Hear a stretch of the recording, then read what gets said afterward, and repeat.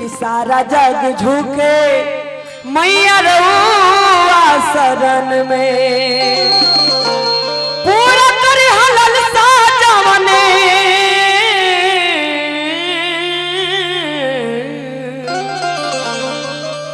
पूरा करी हलल साजवने पूरा करी हलल साजवने सोच के आई मान सारा जग झुके मैया रउआ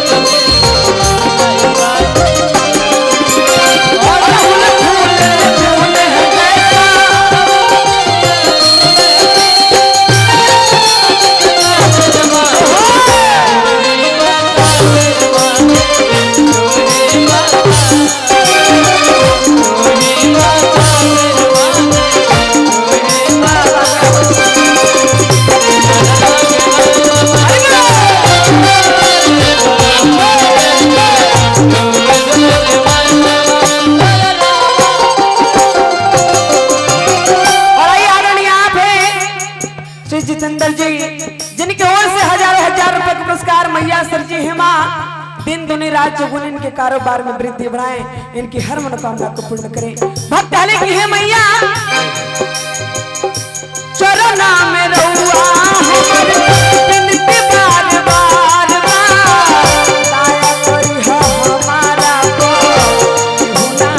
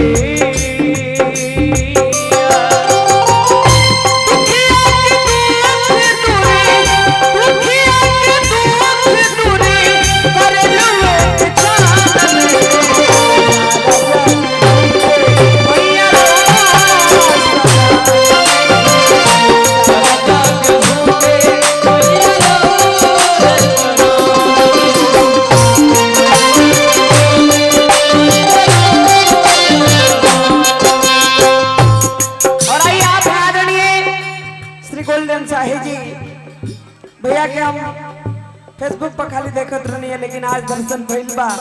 बार बार प्रणाम रही चैनल में। माई सर जी हम आई इनका झोली में 500 के बदले 5 लाख भर दे, इनकी हर मनोकामना को पूर्ण करे, सदा इनकी रक्षा करे।